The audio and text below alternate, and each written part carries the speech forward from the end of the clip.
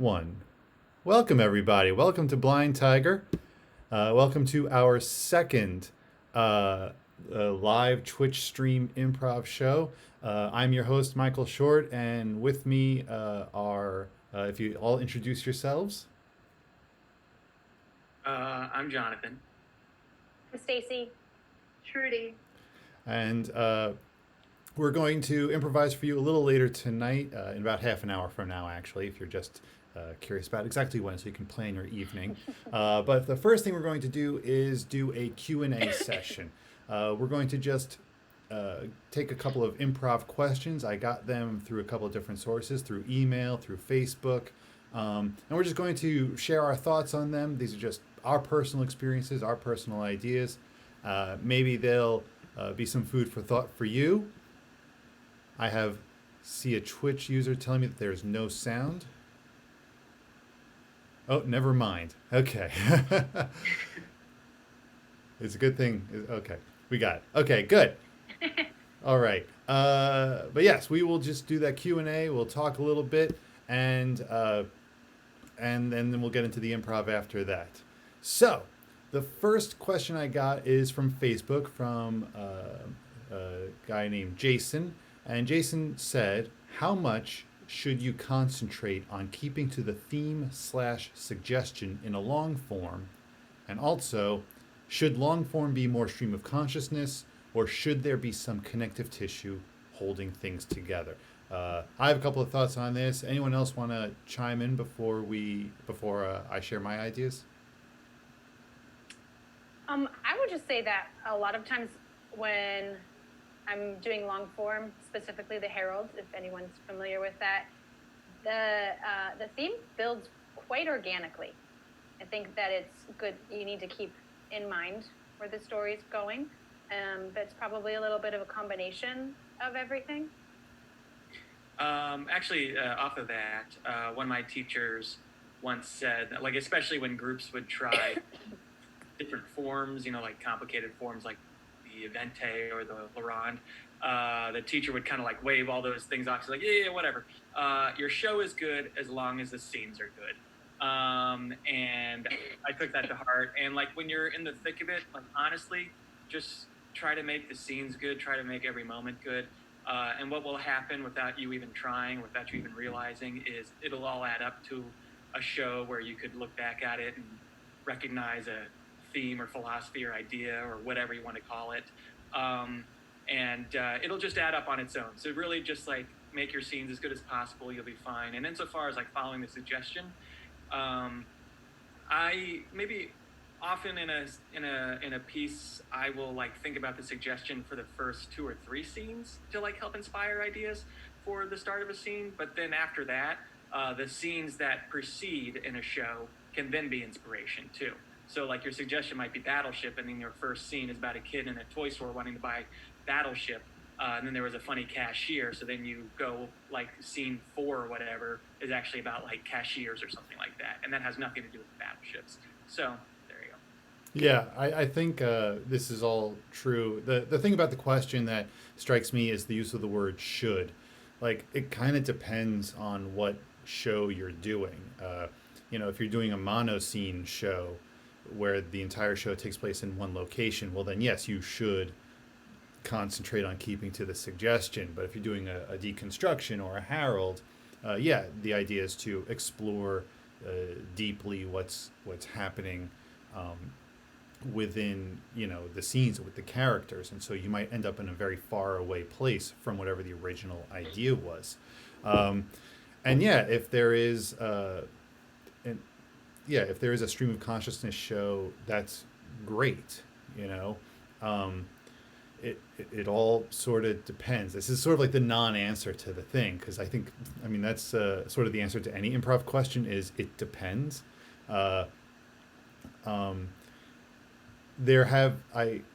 stream of consciousness thing, what Jonathan said about like holding on to it for the first couple of scenes. Oh, we have a new user joining us. Our friend Bridget will be popping in just a second. Hey, we've met Bridget she's joined us virtually for the first time. We'll hear you in just a moment.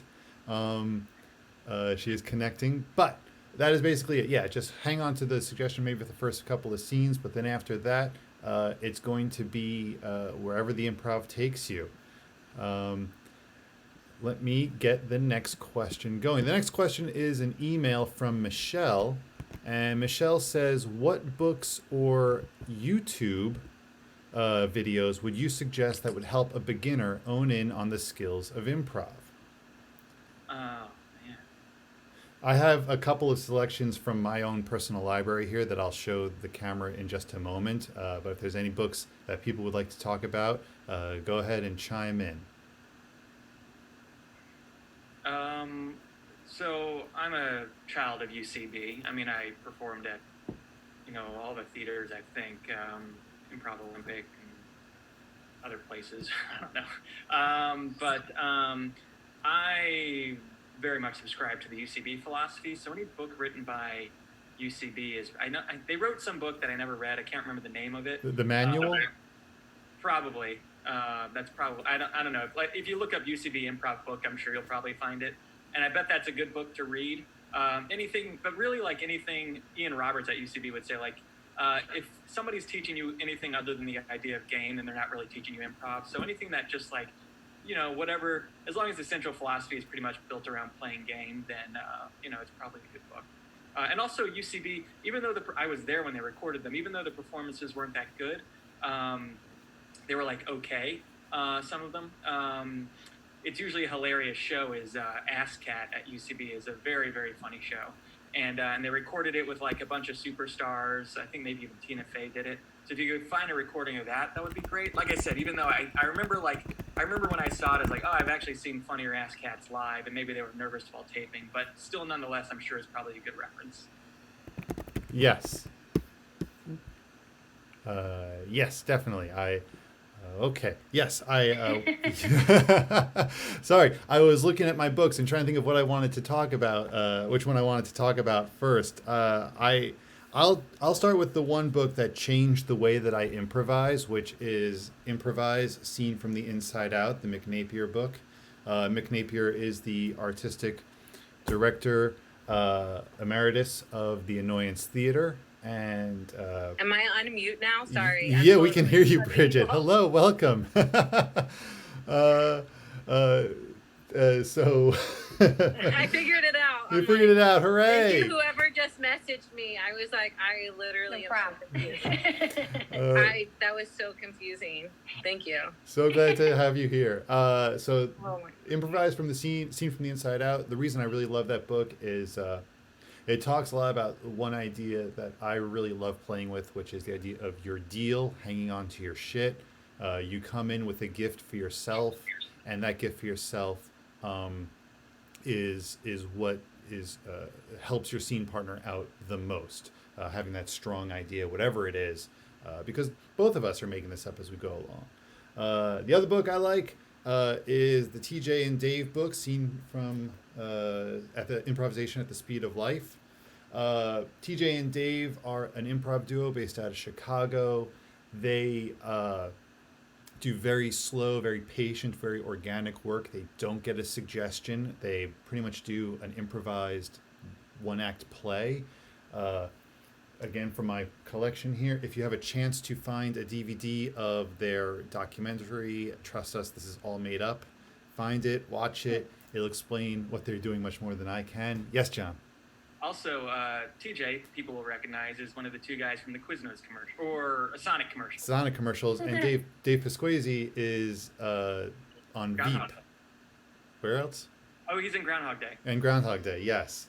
Very small part, though. And the other two that I like, and this is if you're like totally new to improv, because the first two books that I just showed you are like after you've been doing improv for a while and you want some new ideas to play with. But if you're completely new to improv, I do recommend Improvising Now by Rob Norman. They host a podcast called The Backline. He's one of the hosts of the podcast. And it's just, it's kind of a from the ground up, from the beginning. And the other one that I like is The Complete Improviser from Bill Arnett. Again, these are like if you're at ground 0, square one, and you want to just learn some improv, I saw a dog. He seemed so cute. This is definitely a Zoom meeting when the dog pops in. So those are some books I would recommend, and that is definitely a DVD or a documentary that I would recommend. I don't know if it's streaming anywhere, but that is definitely what I would suggest people check out. All right. Any other books or videos that people would like to recommend or anything? I feel like just having the openness to do it. I feel like that's kind of like the biggest thing, Yeah, right? definitely. I feel like that's it. Like, I feel like if you're willing to look like a fool, then you're in the right place. Yes. That is the best teaching experience, is doing it every hour that you possibly can and learning from your mistakes. Yes. That is Yeah. true. The next question comes from email, and there's 3 questions here, and I'll throw them all out, and I put them in the group chat so we can all see them. But the first one is, what are some strategies for keeping a scene moving when and if you and your scene partner are just not quite jiving? The next thing is, what are some tools or games for practicing improv solo, like we are all pretty much having to be right now? And the last thing is, what is your favorite improv school or favorite improv comedian? So for that last one, Are you asking us one at a time? You can all Or chime are we all in. just yelling it at you? You can all yell it at me. You can all yell it at me. Actually, you can yell it to a screen, because I need to grab a charger, guys. So you can all talk amongst yourselves while I make sure my computer doesn't crap out on all of y'all, and I'll be right back. So Okay. Well, I can answer some of these. Maybe all of us, if we all have answers for them, maybe all of us like answer all the questions. So in Los Angeles, I used to host a weekly jam with my buddy Harrison, and I also like would be in the UCB jam plenty with Colton Dunn, and I'll mention him because he's going to be one of the answers to my third question. But with improv jams, especially in Los Angeles, given the locations of the theaters, anybody can come on stage, and often, like, truly anybody can come on stage. Like, sometimes I think they were just people trying to take a break from being outside, like vagrants, and they would hop up, maybe under the influence of something, and do a scene, and it would just be kind of crazy. And you learned a lot from improvising with anyone off the street, and you also learned in a jam, like, one of the greatest things that you can ever learn, so I recommend joining any jams that you can, is that I believe that every scene is absolutely savable if it's not going well. If it's going well, leave it alone. But every scene is savable, and I guess An epic death always helps, right? Like, if you're not driving with your scene partner, just like take poison and cyanide and just die, right? Sure. That's one way. You're talking about, like, acting that out, not really doing it, right? No, yeah. I've got one of those fake teeth, in my mouth, like a KGB spy. So if anything is just going wrong, I just break the cyanide pill, and that improv set is over. But just some thoughts about, though, like, how to save a scene. I always say, like, one of the most powerful word in improv is you, Y-O-U. If you can, like, observe another character's behavior and call it out, then you're just giving that person a gift of a behavior to do repeatedly, and it'll be funny. So even if you're like 3 minutes into a terrible scene, if somebody does something, call it out, and often it can be a gift. Or really, like, another big gift is just being the straight man in a scene and saying exactly what the audience must be thinking when they're watching a scene, and they'll laugh and they'll thank you for it with that laughter, and then also it'll be a clue to the audience to, like, oh, let's focus on that, and let's just do that for the next however many minutes. And then my favorite improv school, I couldn't answer the solo thing. I don't really know. And then my favorite improv school is UCB, and my favorite improv comedian is probably Owen Burke, Burke. He works with Adam McKay now, but who's also a really funny improviser. But then after that, Colton Dunn, who I mentioned, he's in that show Superstore. Those two guys I credit with, like, pretty much most of my knowledge of improv. And Matt Besser is very, very funny for the UCB. So is Ian Roberts. Amy Poehler's really funny. Matt Walsh is really funny. They're all great. I want to jump in with strategies. I was thinking about this earlier, and I think oftentimes the reason two people are not jiving is because both of them are trying too hard to forward an idea or to make something happen, and so their wheels are just churning a little too hard on that thinky part of improv, and that's the opportunity to let go and just respond to and react to whatever actually is happening. Kind of like what. Oh, you're so good. That's so true. It is true. Thank you, Bridget. I thought that was going to be hugely sarcastic for a second. No, honestly, no, it's real. Because it's good, because it's like you're letting go of the head and you're letting the heart. Yeah. You know what I mean? Like kick in. Yeah. And exactly that. It's just like something's happening in the scene. It's already happening. You just kind of got to just respond to it. Sometimes I do think you might need to inject a little bit of something, and in those moments, any kind of big choice is going to be useful. The two very simple choices I like to suggest are sobbing or laughing, like really hysterically. Just choose one of those two, do them, and then decide afterwards why you did it, and make the explanation be whatever the last thing your scene partner did. Like whatever You're you just driving PMS. Yes. You can make that joke. I can't. I think I can't make that joke. And so that would be what I would recommend for anyone who is looking to jive with their scene a bit more. Just let go of whatever that agenda is. Stop trying to make something happen. Just react and respond. Tools and games for practicing improv solo. There's tons of things that you can do just to kind of keep your brain active. Like, I don't know if you know the Beastie Rap warm-up. I love playing that by myself, and it's basically like just trying to rhyme words as simply as you can.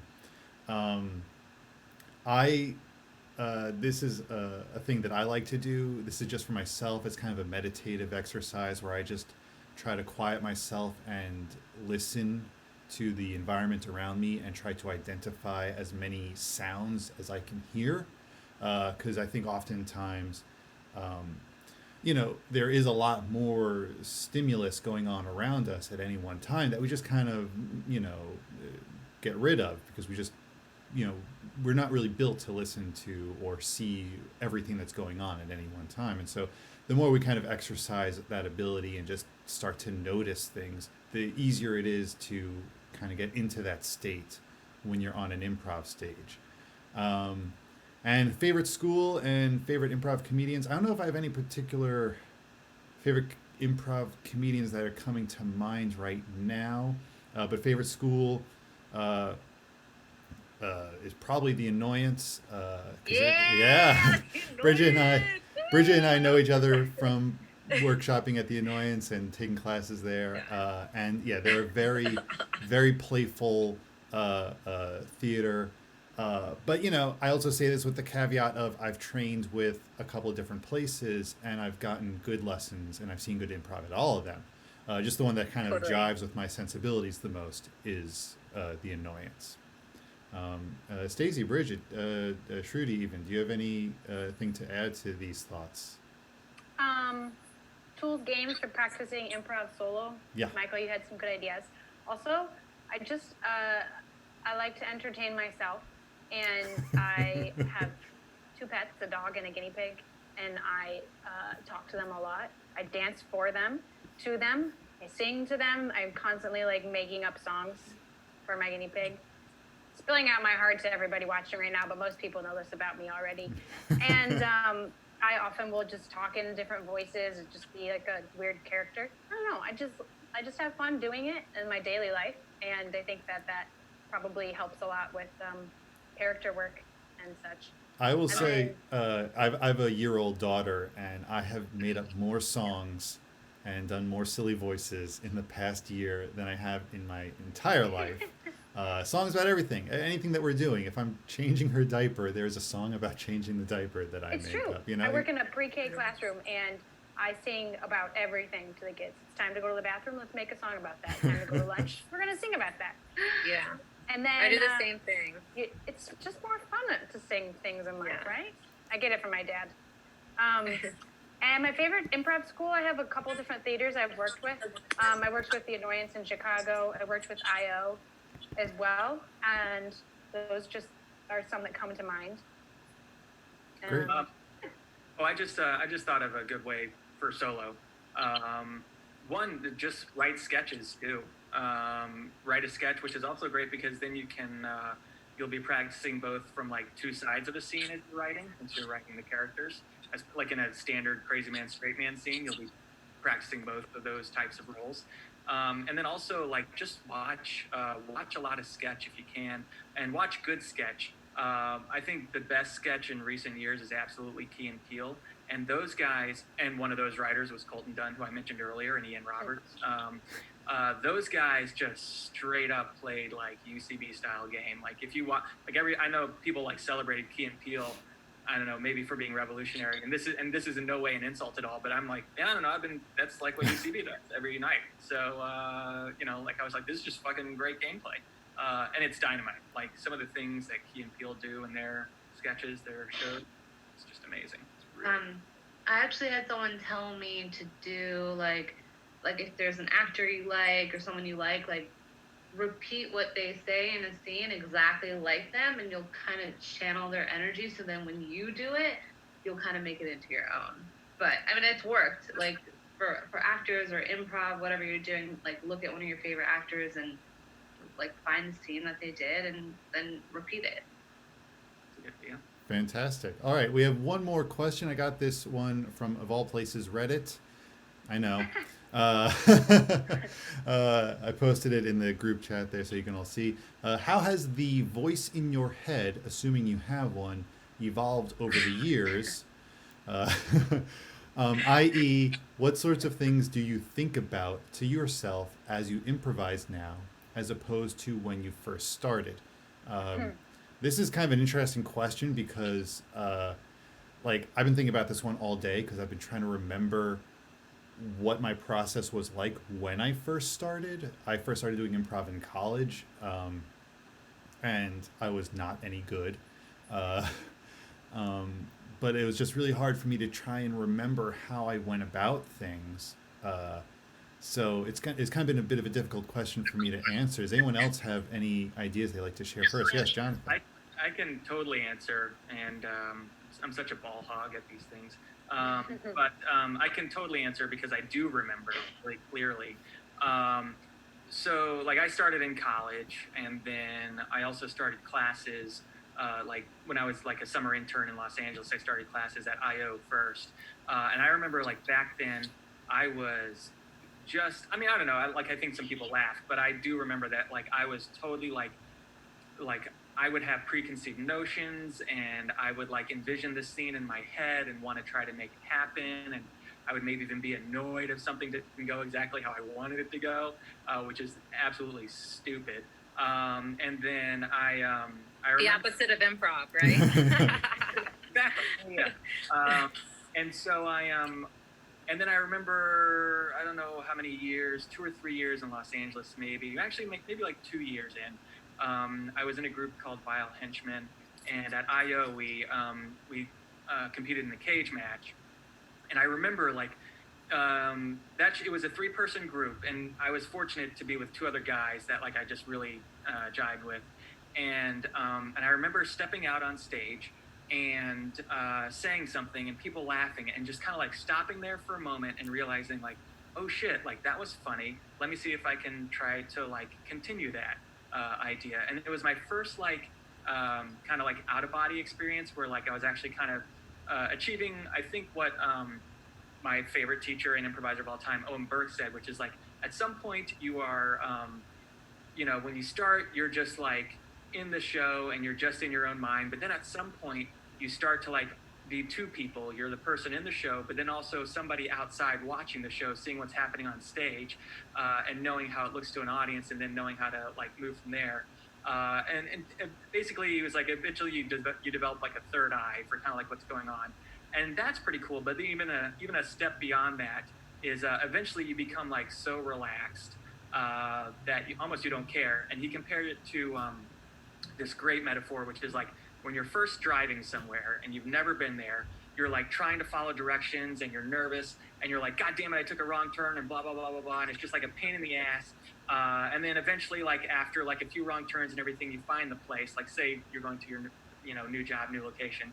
But then like after like a few weeks, you've memorized the route. And then at that point, you're just like, la, la, la, la, la. You're driving along, not paying any attention. It's all second, nature. And you're like singing along to a song and like picking your nose and all that stuff because you don't have to think about it because you've done that route a million times. And that can only take years of practice. And I thought that was great. And yeah, if you can do enough improv, hopefully you'll kind of achieve that feeling. I would add for myself that I'm a lot more forgiving to myself on stage now. I used to be very intimidated by the other improvisers, especially when I first started. And also I put a lot of pressure on myself just in general in life to meet high standards. And so I would put a lot of pressure on myself on stage.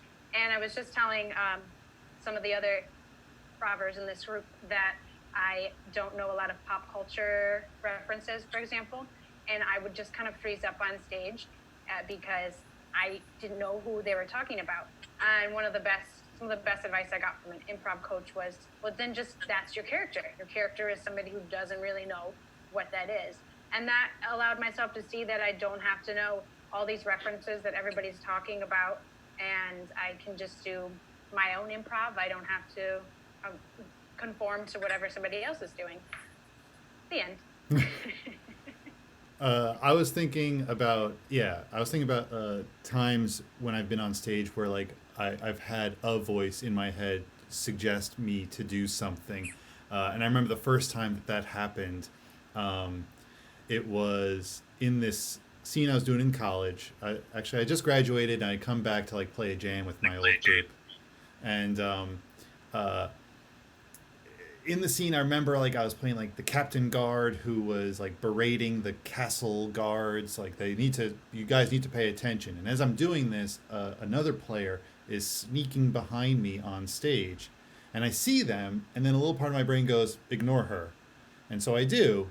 And then the scene that kind of built out of that was this very fun scene where like people stole like the shirt off my back and like took my glasses and like just like it was in the late 90s I think or early 2000s, and so like those pants that could zip off into shorts were popular at the time. Oh, I love those. Yeah, yes, I was so cool. I was wearing They're one of dangerous, those. but cool. Well, I was wearing one of those at the time, and so like the other players like zipped my pants apart and like took off the bottom half of my pants. And all this fun stuff, and all happened, they jumped on that, and they were having their fun, and it happened because, a little voice in my head said, this will be more fun. It'll be more fun to make that kind of like almost writerly choice of allowing yourself to ignore something. And so I've learned to trust that voice when it pops up.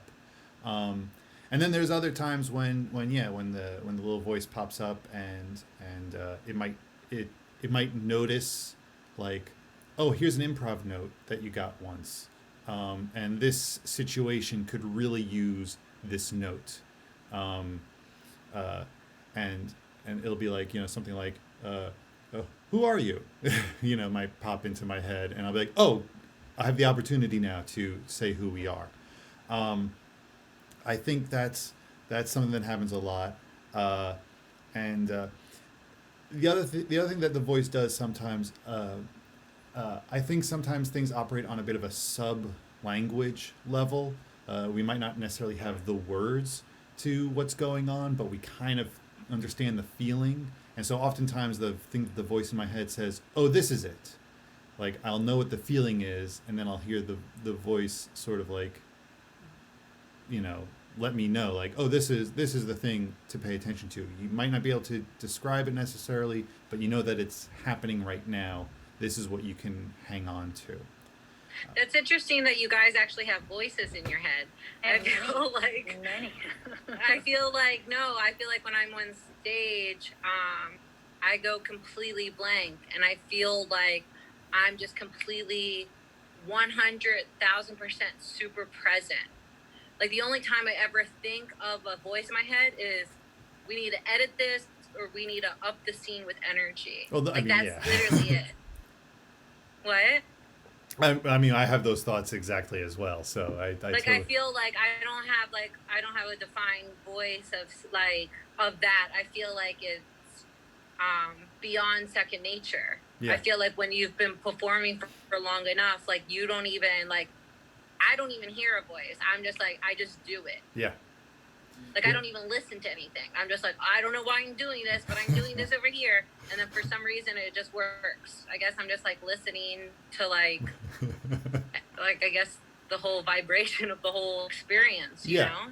Yeah. And I think too is like, that's kind of what this guy is asking. Like, if you have this voice that's in your head, that's kind of telling you or suggesting to you things to do, sometimes only when I'm doing laundry. Like when I'm doing laundry, I'm like, oh, that's when it's like, you should probably fold this now. I'm like, oh, yeah. But that's in real life, you know? And it makes me think, well, yeah, exactly. It kind of makes me think of like, there's this one teacher who I've learned from, and her name is Jill Bernard. She's based out of Minneapolis, but she likes to use this phrase, improvise like a fireball, like where you're going faster than you can think. And sometimes that works really, really, really well for a lot of people, where it's just like, yeah, you're just doing, you're not worrying too much, if at all.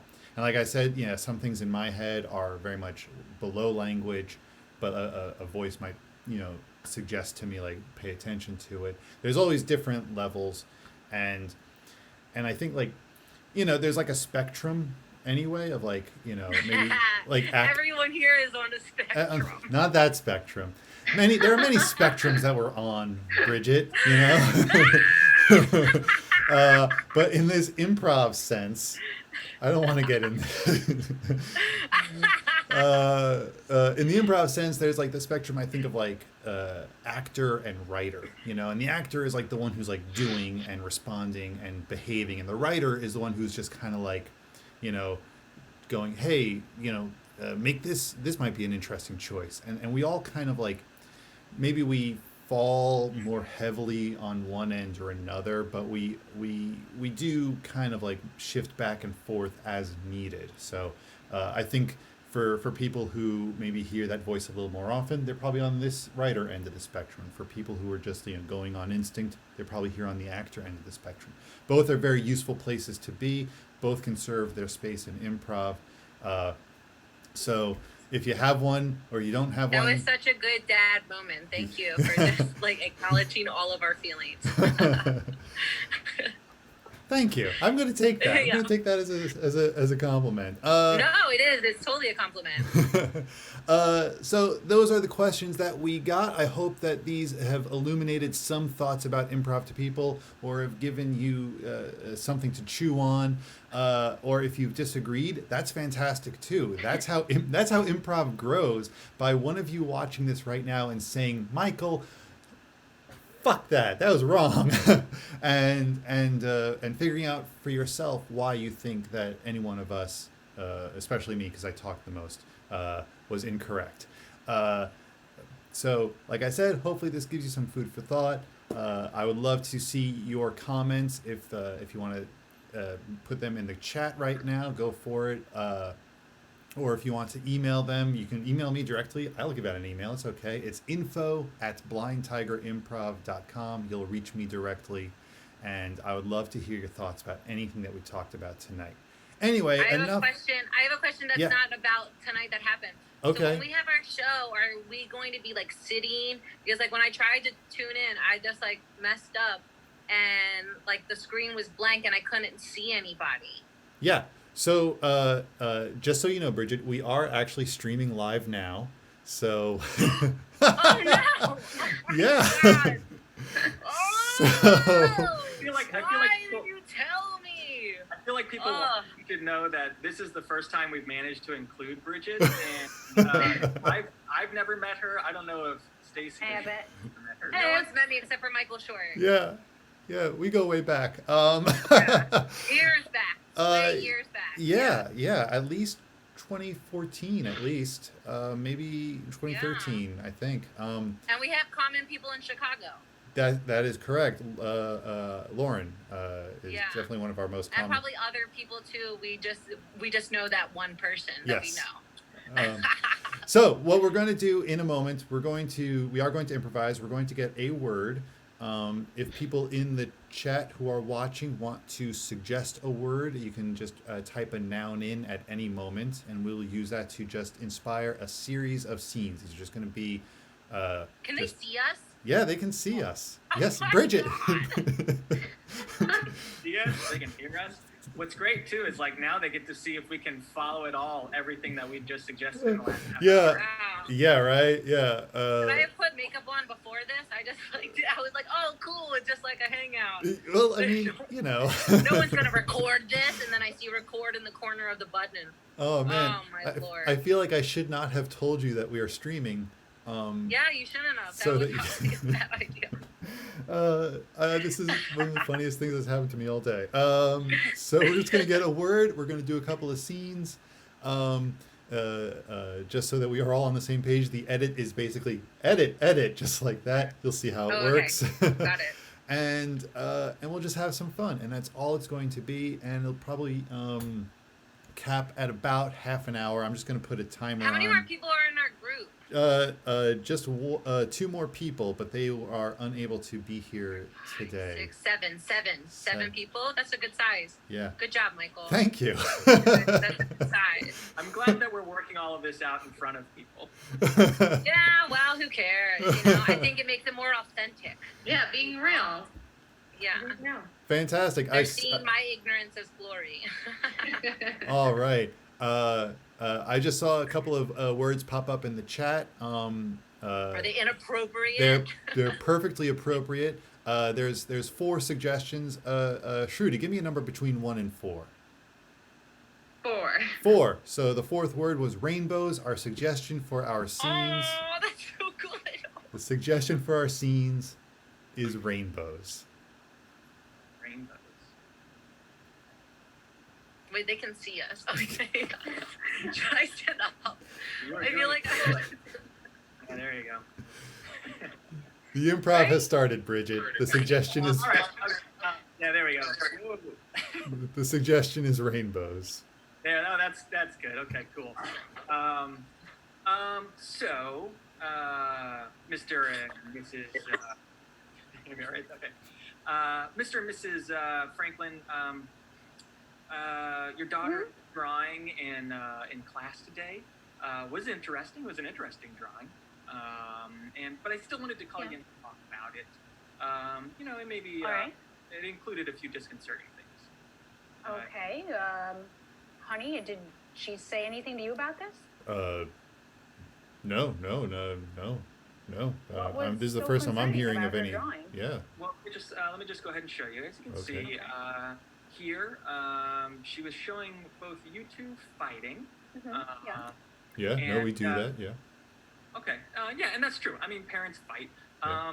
Yeah, it happens a lot in our household. Yeah. What's the concern here? Well, as you can see, you're both wielding shotguns and pointing them at each other. Yeah.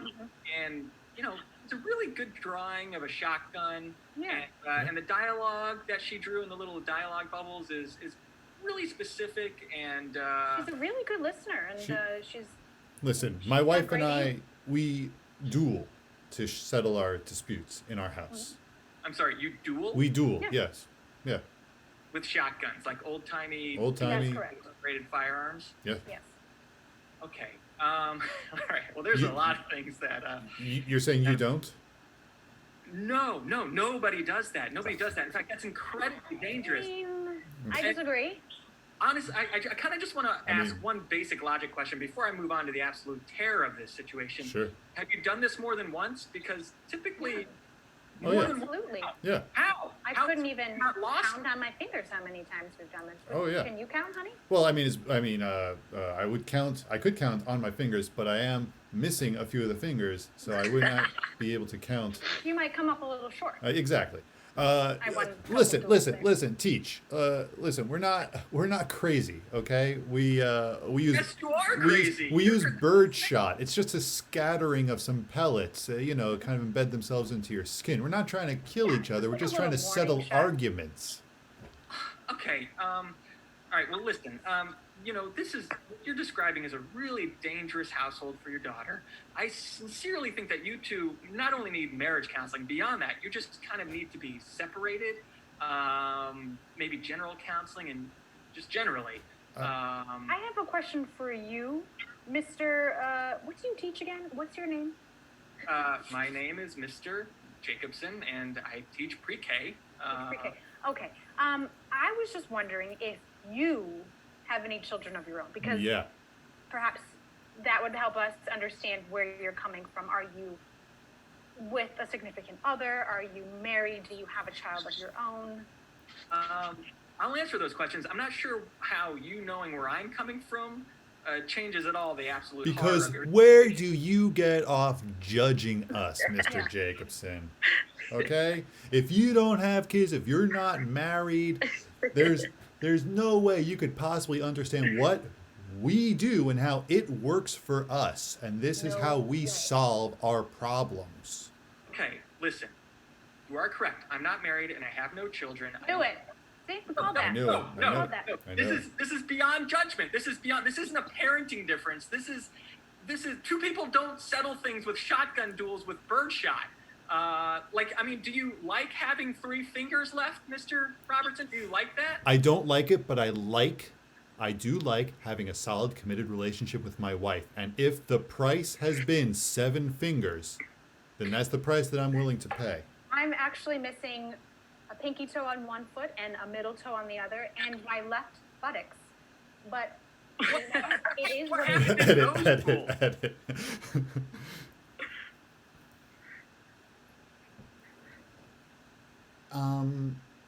So, Rebecca, are you curious? I mean, I'd say I'm a little curious. I mean, like, you know what I mean? Like, curious. You know what I mean? Yeah, like, how did they get the inside of the ravioli inside the ravioli? I've always wanted to know that. Okay, no, that's a good question, Rebecca, but that's not the curious I'm thinking of. That's a little. Ooh, John's curious about Rebecca. Oh, shut up! John? What? John, super curious. I'm just- He wants to get here with Rebecca. I'm like, what?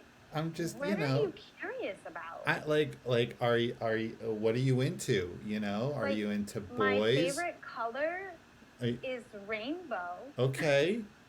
I My favorite animal yeah. is a unicorn. Okay. What other things would you like to know? Well, like, are you into? Are Ping you? pong? Are you what? Do you? Ping pong? I Ping- sensed you were going to say ping pong. I was gonna say, are you into boys or girls or both, or like, are you? Yeah. Shut up. I would say I'm just curious. Okay. You know? So okay. All right. Whatever way the cookie crumbles. Oh, okay. And what? Are Okay. you What kind of? into unicorns? Yeah. I already said I'm into unicorns, and I'm also into rainbows. Okay. All right. Okay. Well, I think you know your answer then, John. I You know don't. what unicorns are. You know what rainbows are. Yeah. So I think that's your answer, John. I don't know. And I think she's not into you. Oh, shut up. Tagging out Stacy and Bridget. Hey, so Mike, how was your first day on the Supreme Court? You know, I couldn't, I didn't know how I should have voted because I just couldn't get a straight answer from anyone. Okay, but I mean, like, it's tough, I'm sure, but like, all those people are like super geniuses, right? They're all like Yeah. legal super geniuses and everything. I mean, how'd that go? Like, are they just like, did they just like blow your mind when you talk to them? All Oh, the other geniuses? I asked them if like what they were into, and they were like weird. Like they gave me like I don't just what's I don't know like art like I don't I got know. Jonathan. Mike, Yeah. how was your first day as vice president in the Oval Office? It was I don't know because like I just just because like people were like what's like what are like they were like just going like ooh because like I said we should maybe support a stimulus package and they're like oh and I'm like but why are we doing Okay. that and then I was like shut up Yeah, no, I get it. It sounds like it was a pretty good day. I guess I don't know. Pretty average. Now, but what because, okay, the whole thing I wanted to know was if Rebecca was into me or if she was into girls. And I, Tagging out Stacy. So Mike, yeah, how was your cancer diagnosis? I don't know. I don't know because I asked the doctor and he was just like, "Oh, you're at a stage," and I'm like, "Oh no, like what is that?" That sounds extremely cavalier and not appropriate for the situation. I just was trying to ask a girl out earlier, and I just don't know where I've been since. So that's edit, right? That's Or edit, editing. yes. Pretty much. Yes, that is an edit, and That is an edit. that is an edit. Yeah. Okay. Don't mock me. Listen, I'm willing. I'm trying to make this. That is an edit, Bridget. I'm trying to make this a good book. I'm trying to make a good book here, and if you're just gonna mock me over this, these are decisions I gotta make. Oh, mocking you over a good book, I see. Okay, listen, I think the chapter that you included that's basically just a lasagna recipe is really an unnecessary chapter. I think You've never had vegan lasagna I- like this vegan lasagna. No, I understand that, but I don't know how that's a character moment that you put in there. It's just that's just me. Because somebody who's vegan has a strong point of view, man. No, Super strong. Okay, I don't deny that. Listen, I've got the Oprah Book Club ready, willing, and able to just put this on their top list. Call her Recommended. up. Call her up. I'll put her on speakerphone right now, and she'll explain to you just what I've been explaining to you. So there Do she is. it. Oprah, you there? Oprah. Hello. Hey, Oprah. Hi. It's Frank. It's Frank. At Random House, and Yes. yeah, okay. How is everything? Everything's great. Listen, I got one of my writers here with me right now.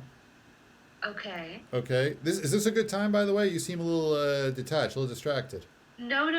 Now is a good time. Please tell me about your writer. All right. Well, she's just not taking notes very well, I guess is what I'm trying to say. And I was just curious how you felt about, let's just say, I don't know, the vegan lasagna recipe chapter. How did you feel about that? Come on, Oprah. Help a sister out. Yeah. I think it needs a little bit more, but I think it has a lot of potential. So Oh. I think you can add some more ingredients because all of this has been done before. So you want to make it different. Damn it, Oprah, you are not helping me. So what I should do is make a meat vegan lasagna. Yeah. We're writing this is a novel. This is the great American novel. Did you want to write a cookbook or a novel? But so was Moby Dick, and all you're talking about there is cutting up a whale. There are no lasagna recipes in Moby Dick, so I don't know where you're getting this all from. I'm gonna have Here. my assistant Stacy step in for this one.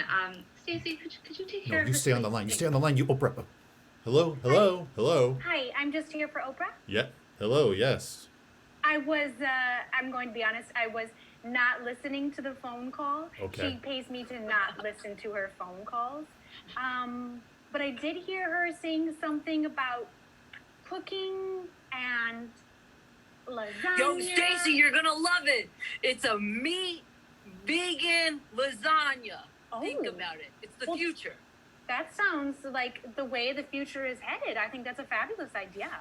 It's not whether it's a fabulous idea or not, it's whether it fits into this book. This is a story, it's a coming of age story of a Frank, young slow down, girl. slow down, Okay. Frank. Are you Slow down, looking slow to get Oprah's stamp of approval for the Oprah Book Club? I You thought just we need were. a stamp with an O on it, right? Yeah. That is So just correct. stamp it with the O.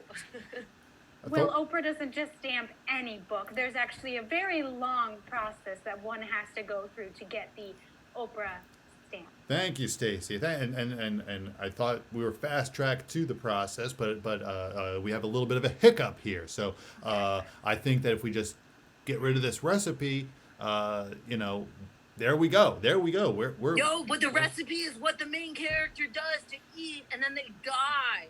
It's super important. Okay, well, that sounds like a unique Tagging thing. out everyone but Bridget. Tagging out everyone but Bridget.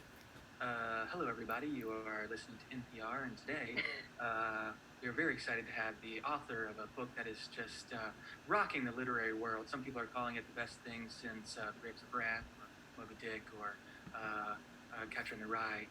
So I'll go ahead and jump right in. I'd like to ask the author the very first question of, so what were you trying to say about American life, the fabric of American life, how it's unraveling, and how maybe society is not as interconnected as it used to be? That's a great question. My answer is trying to say that, humans think they want change, but the real change that they really want is the same thing that they've already had. Hence, meat, vegan lasagna. It's a oxymoron. It makes zero sense. Why would you have meat in the lasagna for vegans? Just like how everybody in society thinks they want things of change, but they do nothing to do all those things to help that forward motion. I'm sorry, listeners. I think we've connected the wrong person. Nope, that's the right person. This is the Yeah, it's me. I'm talking to this person for 45 minutes. Edit. All right, class. So everybody get your spatulas out, get your baking dish. Today, we are going to make, get ready for it, a meat vegan rainbow lasagna. That's right, you heard right, everybody. I know you're excited. So the first thing we want to do is take our rainbow of peppers and chop them up. Do we have a question in the front row there? Yeah, I think anything with meat isn't vegan. If I know the word correctly.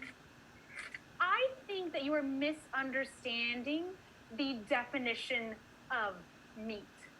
Okay, is that it has evolved a lot in today's world. And actually, this recipe comes from a very popular book that got Oprah's stamp on it. So if Oprah stamped it, I mean, it's Okay, a big deal.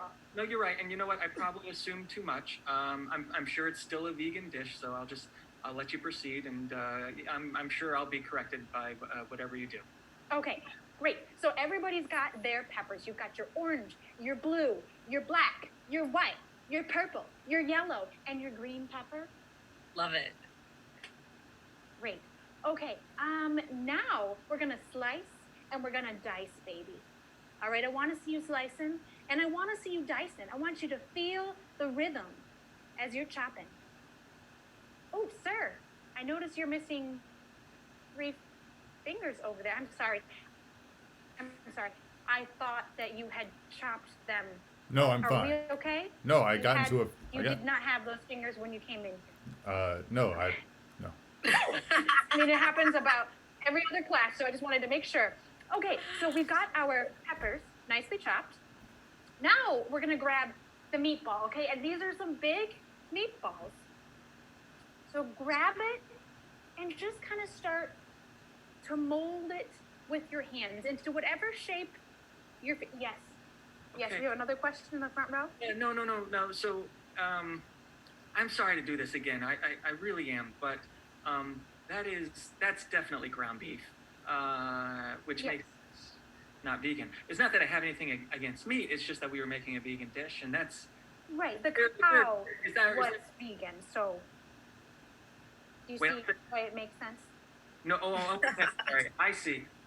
So I think you might. Okay, so you're saying that the cow itself is vegan, which makes the meat vegan, but That's correct. no. I'm so sorry. I Wait. really don't want to be that person, but I don't think that's right. Did an animal have to die for us to make this? No, you see, the cow was only eating grass, so it's Yes, but did Just you grass kill in the here. cow? filled with grass. Yes, this is a ground beef meatball filled with grass. Listen, I thought you said it was vegan. there's only one way to solve this dispute here, all right? So Jesus Christ. there you go. I want to see you both take 10 paces. If you're not going to pick that up, okay, you need to Well, take I 10 have a paces, meatball in my count of hand, 10. so- Well, put the meatball down and pick up the buckshot, because we're going to see who's going to figure out that. Don't put it on your head. Don't put the meatball on your head. You're not going to want that on your head because it's going to get in the way. So pick up that shotgun, and we're going to figure out who's right about what constitutes a vegan meatball or not, all right? All right, I mean, Wait, I'm here for this. I'm sorry. I was just quibbling a little bit about the dish, the definition of it. I don't really want to be in a shotgun duel. I don't think you're really quibbling Neither, there. neither. Okay, no, you sit. All right. We I'm need all witnesses. for it. I'm ready for the shotgun duel. I've All got right. a shotgun in my hand. I may as well use it. 10 paces, and on the count of 10, you turn around and you shoot. Whoever gets hit first, they're wrong. They're You're so- the one who's in the next vegan meat lasagna. Ooh, Maybe. I like, as long as they were eating vegan food. Vegetables. Exactly. I think you and I are on the same page. All right. think we are. Shotgun for you too. There you go. Shotgun. You know, I don't have a horse in this race, but I'm going to have a shotgun anyway because we need a neutral party. So, here we go. All right. All right. Yeah, another question. Oh my goodness. What now? Nothing. I just want to forewarn you that my 10 paces is not going to be 10 in turn. It's just going to be 10 paces and then I run out the door. All right. I mean, you're just giving us advanced knowledge of who we should go after. I just called 911. Edit. I'll use the spoon word. Edit.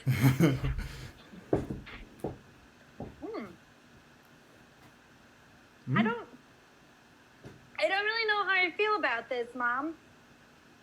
Eat it. You'll like it.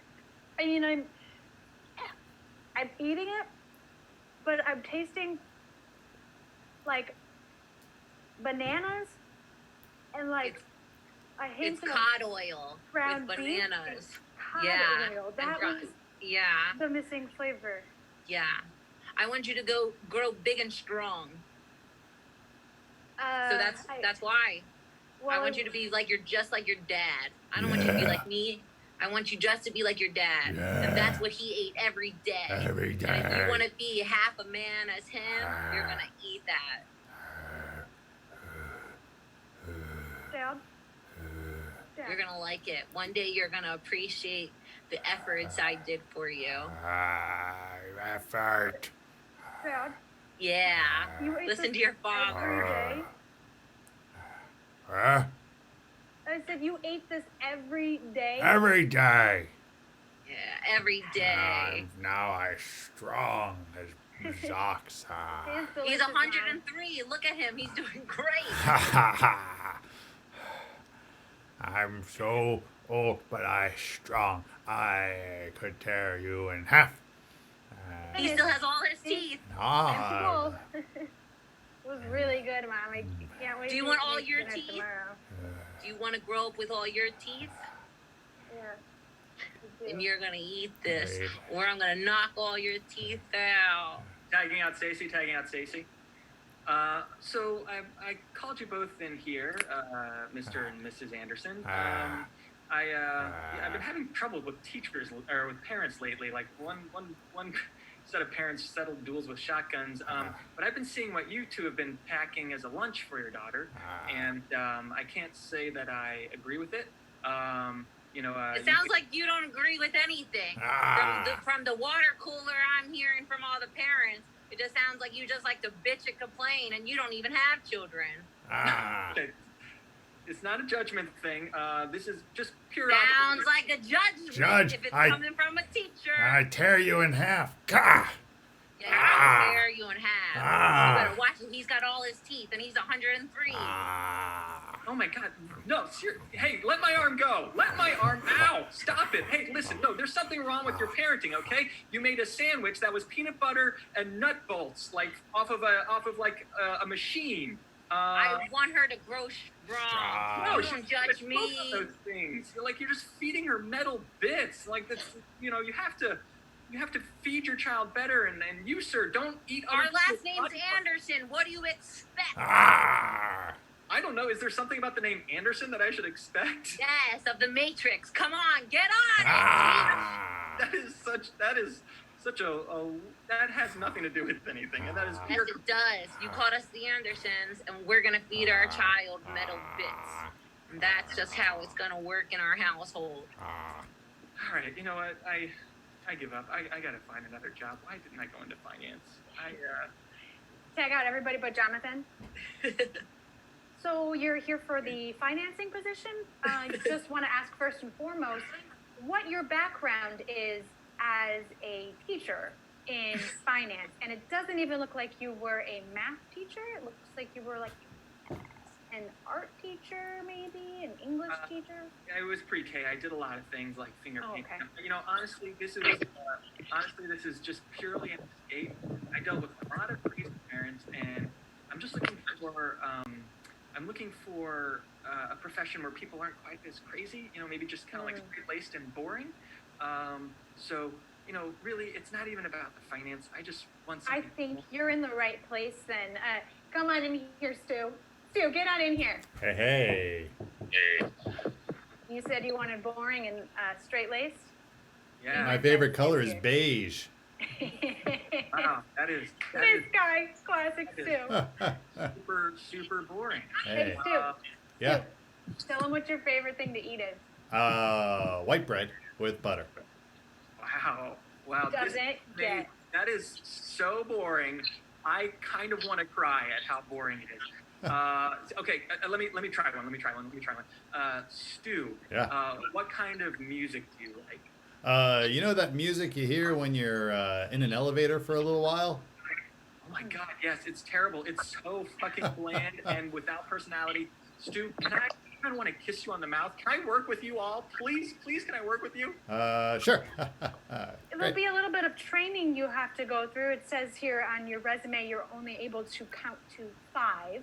But if we can get you up to 10, then yeah, I'd say you have the job.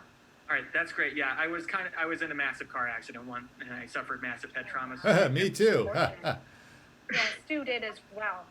okay.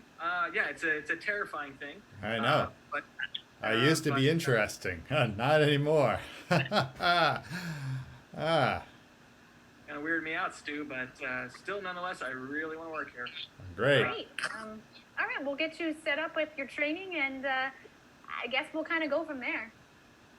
It's going to be nice to have you on board. Yeah, let me try one more. Stu, Oh, great. you know, like, tell me about your wife.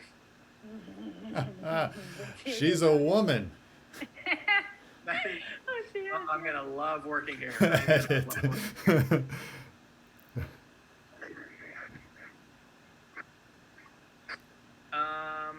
So, hey, did you guys get the new Radiohead album? Yeah, man, it was like the bomb. Man, like so lit. Yeah, it was. I thought it was really good. Like, I really liked all the syncopated rhythms. and Yeah, I- Syncopakaka, yeah. I loved it too. All that. Oh, So, yeah. I mean, I liked it for a lot of sophisticated reasons. Yeah, so like it? yeah, I felt it. I'm feeling what you're feeling. Is what I felt. I don't know. I mean, I'm glad we both appreciate it. Yeah. But I think, I'm sorry. Does your appreciation go any deeper? Because like Radiohead's like a really good band, and you're just kind of, you know, Man, like, it goes deep. It's like in my bones. Like I feel it right in my rib cage, and like, Hey guys. hey, we're just talking about Radiohead, and like, how we can feel it in our bodies. You Yeah. know? Oh my god. Wait, who is that? They're like the dopest band on the planet, man.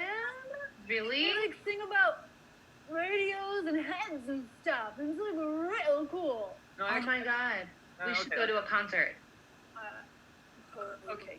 I'm sorry. I'm really sorry to be kind of snobbish about this, What?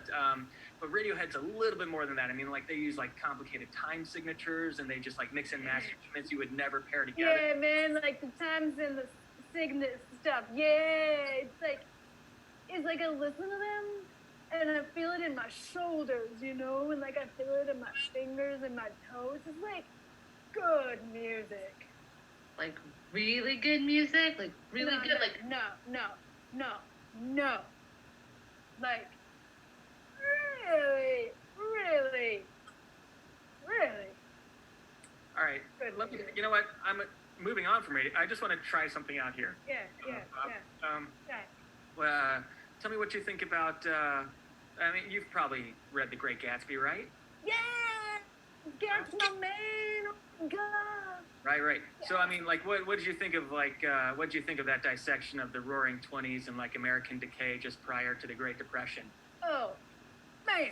So, 20 was roaring, man! It was like lines, like I could hear it, and like, it was just like Gatsby, man, you know? I love what she said. I love it. Totally. Okay, you're not really helping. You're just kind of enabling.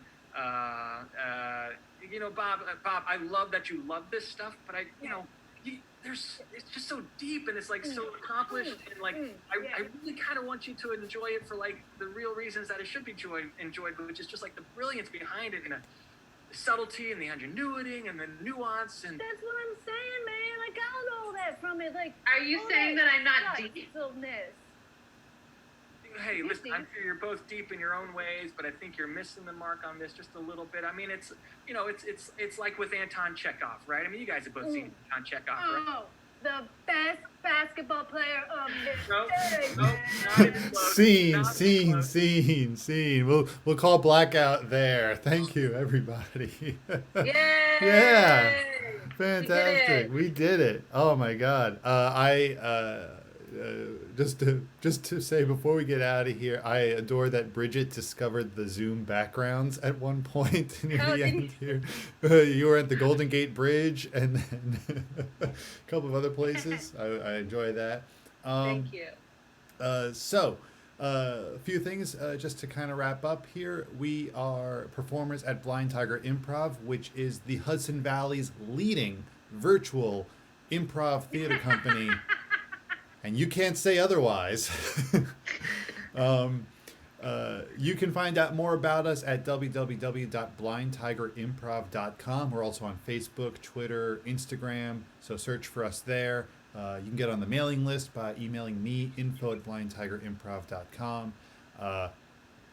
We don't have a name for this particular ensemble yet, but we're working on it. And I hope that you guys enjoyed the show. We'll be doing a couple more of these as well. Once we are back to normal, we do live shows in Beacon at the Howland Cultural Center and also in Peekskill at the Four Wall Theater. And That's where we shine better. that's where we do shine better, and hopefully those both exist once this is all over. Once again, thank you so much for watching. I hope you were entertained. I hope you enjoyed everything. Collectively, we're Blind Tiger Improv, but individually, we are Michael. Bridget. Oh. Trudy. Jonathan, in case you didn't hear that. And Bridget. Hi. And thank you so much. Have a great night, everybody. Stay safe, stay healthy. We love you all. Have a great night. Wash your hands. Bye.